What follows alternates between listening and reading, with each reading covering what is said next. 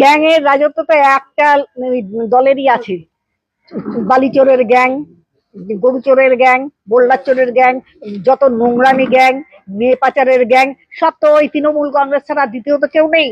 আর যার মাথা এখানে রয়েছে গৌতম দেব, যিনি মেয়র, যিনি লাভ দিয়ে 19 থেকে 20 হলে এখানে চলে আসেন, এখানকার উন্নয়ন সম্পর্কে কিছু তো বলেন না। ক্ষমতায় আছেন পশ্চিমবঙ্গে তারা এসডিডি এর রাস্তাগুলো ভেঙে চুরমার হয়ে গেছে, কিছু বলেন না তো। ড্রেন বন্ধ করে দিয়ে বড় বড় প্যালেস তৈরি হচ্ছে, তারা কিছু কি করে দিয়ে দিচ্ছে। তো সুতরাং মানুষকে ঘরে ঢুকে এই মহিলাকে যেভাবে মেরেছে, তার ছেলেকে যেইভাবে মেরেছে, 4-5 জনকে মেরেছে, একজনকে হাসপাতালে ভর্তি করেছে, এটা কোনোদিন আমরা দেখিনি।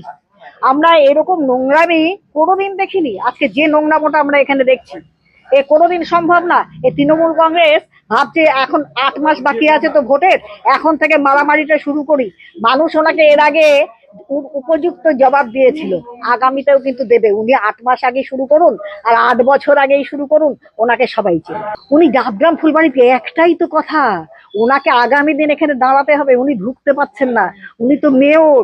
নিজের জুরিসডিকশন ছেড়ে এখানে আসতে হলে একটা তো ক্লু লাগবে।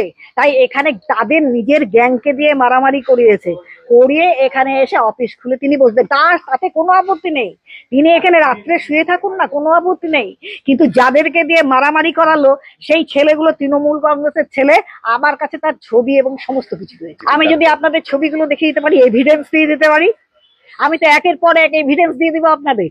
এবং এখানে এ করেছে, এবং বাইরে গিয়ে রেসর্টে গিয়ে ওখানে গিয়ে পার্টি করেছে। আমার কাছে সব খবর আছে, পলিটিক্স করি তো, সব খবরটা আমাদের রাখতে হয়।